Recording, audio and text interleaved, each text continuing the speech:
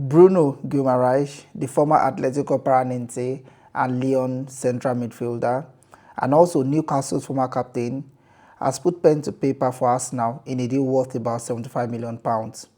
For Newcastle, he made a total of 153 appearances, he scored 30 goals, he made 25 assists. While these numbers are not super lofty numbers, they are not Frank Lampard's kind of numbers. I mean, these are still quite decent for a central midfielder. Bruno Guimarães was part of the Brazilian team that lost to Norway at the just concluded World Cup in the round of 16, where they lost 2-1. And infamously in that game, he missed a penalty that could have put Brazil ahead early in that game. You know, they crashed out, and he was part of the team that didn't progress further at the last World Cup. But yeah, that aside, he has finally put pen to paper for us now, and is going to be joining them from Newcastle. So let's take a deeper look at this signing. Is this another master stroke from Mikel Arteta and Andreas Beta? I mean, let's take a deeper look at this. Let's look at the need, the fit, the risk, and the value of this transfer, if this whole thing is worth it. So, need. Is Bruno Guimarães needed at Arsenal? Does Arsenal actually need another player in the middle of the park for the team? If we look at Arsenal's roster today, they have the likes of Merino, they have Zubimendi, they have Declan Rice, they have Martin Ødegaard. They even have the young guys like Max Dalman and Ethan Nwaneri. So we can see that Arsenal is not lacking talent in the middle of the park. Like, they have enough players there. So this is not like an emergency signing for Arsenal. It's not like a need where they need to bring someone into the team. We can see that this is more of like a luxury buy for Arsenal, in my opinion, at the moment. But the strongest argument for why Guimarães might be needed is the fact that he brings something different to the team. He brings leadership. He's very aggressive.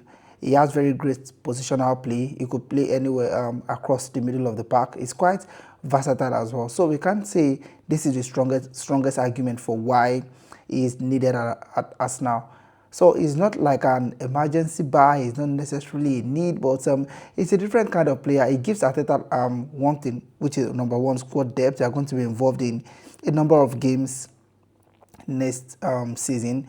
He also provides tactical versatility for Arteta, because Arteta could deploy him in a number of ways. He's Premier League proven as well. He has enough experience. He's very aggressive. He's a leader as well. So these are the kind of things that I think he brings to the team, into the team. And this might be the reason why a team that won the Premier League last season might think that they need to bring someone like Bruno Guimarães into the middle of the park. So because of this, for need, I'm going to be scoring this a 7 out of 10.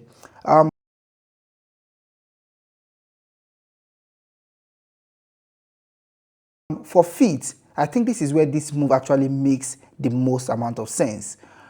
Arteta is someone who is a kind of control freak. He needs a lot of control in the middle of the park. When he's counter-attacking, he needs that aggression, like counter-attacking with a very aggressive pace. He needs someone who can perform in a number of positions in the same match. And this is where Bruno Guimarães actually shines a lot.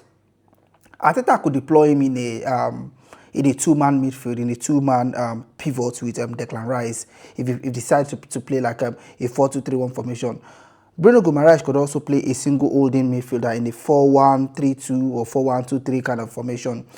If Arteta decides to play a 4-3-3 flat, Bruno Guimarães could also play on the right of the midfield, like he could play a right-sided 8, even in a further behind the attacker. We saw him do this at the World Cup, where there was Casemiro behind both him and Bruno Guimarães and Lucas Paqueta. So Arteta could also decide to deploy him this way.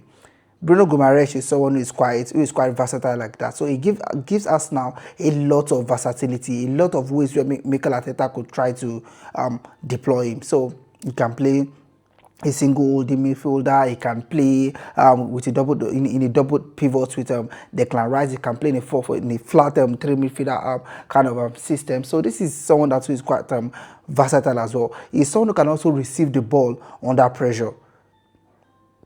He can receive the ball under pressure. He can tackle. He's quite aggressive as well. So this is where I think this makes a whole lot of sense for both Mikel Arteta and Bruno Guimarães as well, because looking at the Arsenal midfield today, this is a midfield that already won the league. So at times you might want to think about it that, okay, why disrupt something that already works? But we can see the amount of versatility that the inclusion of Bruno Guimarães brings into the Arsenal team, and this is why I think for fit, I'm going to be scoring this a 9 out of 10.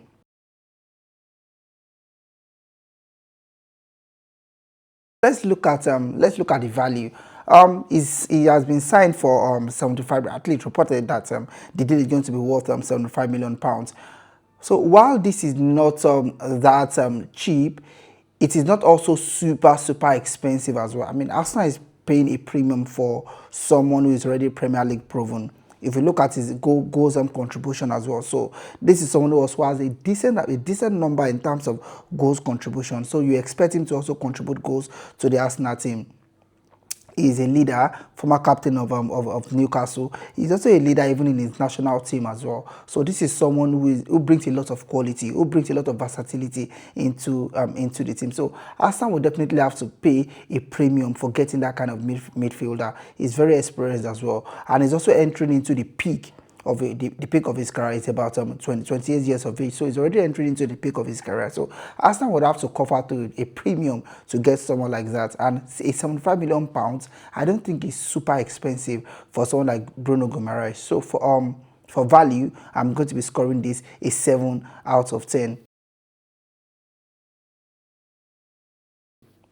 So finally, let's look at the risk involved in this signing. One of the biggest risks that I see, number one, is going to be struggle for places in the team. The Arsenal midfield is a league-winning midfield, so they already have something that works. You have the likes of Ødegaard, Mikel Merino, Declan Rice, Zubimendi. You know, even in the introduction of Max Dowman, the second half of the season as well. You know, Arteta was able to find a way to make these set of guys and play together, win the league. They got to the final of the UEFA Champions League. So Arsenal and Mikel Arteta already have something that works. So now you are bringing in Bruno Guimarães. So that can sort of like cause some sort of disruption. So Arsenal would need to find a way to make him fit into a system that already works. So that is one risk that I see involved in this whole thing. Number two, Bruno Guimarães is also quite old, so there's going to be a very small resale value if this does not work. So this is a signing that needs to actually work. Like, it must work, it must produce results for Arsenal and Bruno Guimarães. So this is not a situation where you can say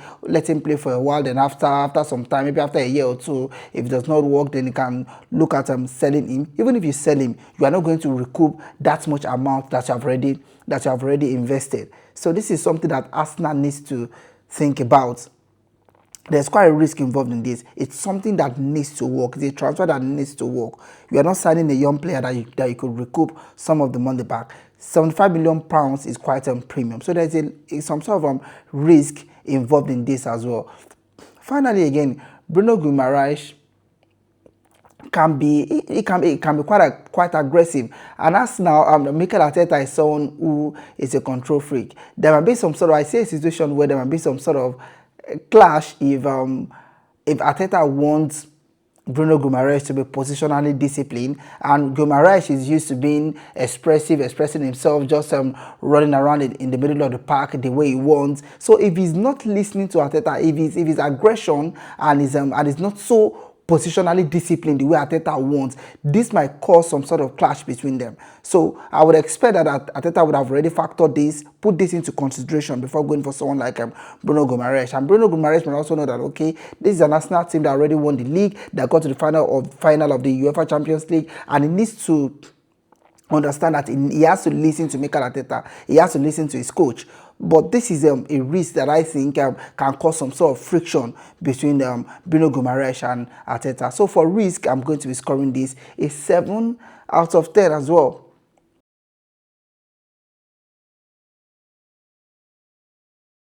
Overall, Arsenal is getting a leader in Bruno Guimarães, someone who is Premier League proven.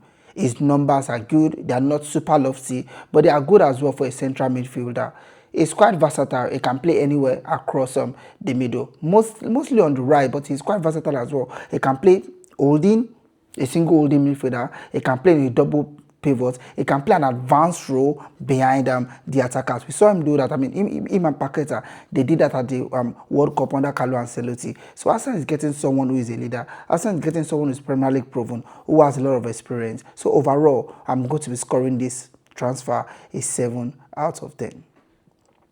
Let me know what you think in the comment section. Give your opinions. Let's make it interactive. Arsenal fans, comment and let me know what you think. Like, share, and subscribe to my channel. I'm going to be seeing you on the next one.